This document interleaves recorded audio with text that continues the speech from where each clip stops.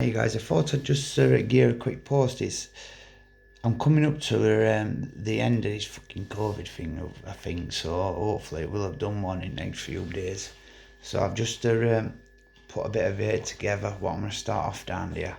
Now I was all set to start off with a krill, and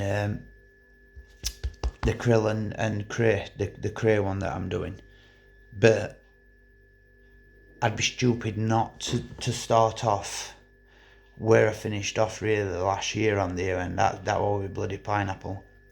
So I've rolled some bloody pineapple, but in white. It's normally a red bait. It's normally a coated bait with the first coated bait I did, but because of the hassle that I've been getting off the birds on treat and last year, not so much this year, but because of the birds that were on there last year, and I couldn't help but notice that when I did change things up with the tactics that I did with this, it kind of cut the birds out. They just didn't want to work that much, diving that much for so little food, and eventually they got filled up and they moved off anyway. So it kept the bait on spot for a while.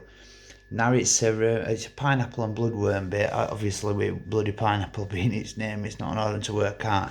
But this one's got it's a mix of the fish meal base mix I do, and also the coconut and nut one, and the milk protein. So there's a hell of a lot of good food source inside the bait. So I'm hoping that I'm gonna pull them back onto this, and also, but I will be fishing with the krill or the crayfish at one point. I just need to suss which bait it's gonna be. I'm gonna be fishing with. Yeah, to be honest, we're on down there, but it's definitely, I'm gonna start out where I finished off last year, and it's gonna be with bloody pineapple. Now, it's a right ball ache to do, but it's one my opinion, and it's a crumb and a flake, but a lot of it is done on a cheese grater. Now a lot of it is done on cheese grater, as you can see with that.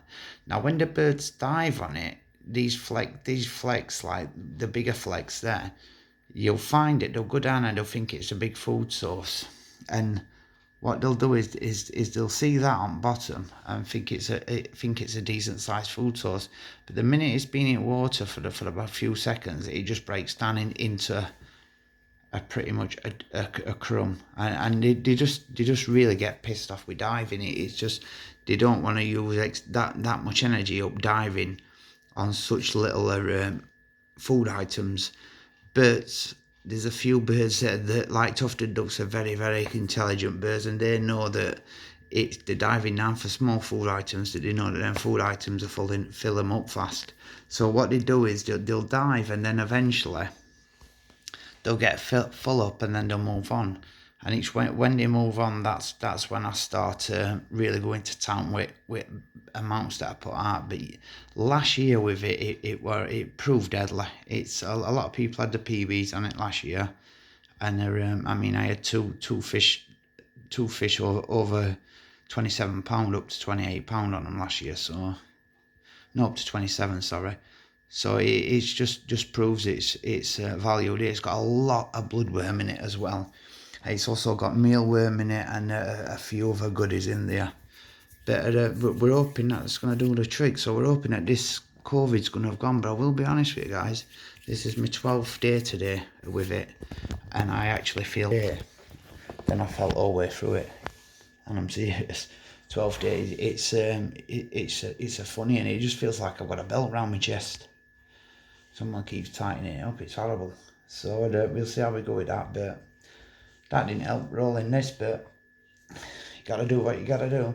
Now the way I did it is I don't roll it into boilies and then do it like that. What I'll do is I roll it into a big block of paste. I chop the paste into slabs, and then I drop a slab in, and I'll leave it until I'll lift it out, and I keep feeling it, and if it feels as though it's near enough there, as though it's going to float, then I'll get it just before that, so it's just a little bit pasty, and then that's when I'll take it out and I'll start working with it. Now it's it ain't easy to make, but it is well worth making. It's definitely it would a game changer last year for me on treating with this, without a doubt. It up until then, this and something else that I use on treat, and I use something else that I ain't told a single soul that I use on there. And up until me using that, I was having fish, but I weren't having fish like I was having towards N3 and 4 in one session, and sometimes more. I think most I had were 5 in one session. Now that weren't solely just down to boiler. There was a few other things that I was feeding into my swim as well, and I will be also feeding it this year. Now I'm trying to pull the fish away on treat, and I'm trying to pull the fish away from certain areas. It's a few areas that have that I've seen them in, and it's I don't want them in them areas. I want to pull them away from them. So that's what I'm trying to do. So what I'm going to do is the reason I've rolled this much is I'm going to pull them away from the areas that I've seen them in. I've rolled. That's a decent sized bucket as well, you know what I mean, and it's thick. The lot's going in, whole lot. I'm going to put it in, put a bed of it down, a thin bed of it down, and then slowly pulling them away from it to a massive bed of it, away from where I know that there's going to be angling pressure and that I can get down, I can drop into a swim that nobody fishes. But that's my plan for this year on there, definitely. It's a bloody pineapple to start off with, without a doubt. Now last year I did it in yellow, but I'm not a bigger yellow, white or yellow, white or pink.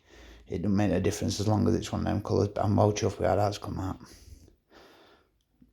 That's just carpe munginess, that is lovely stuff.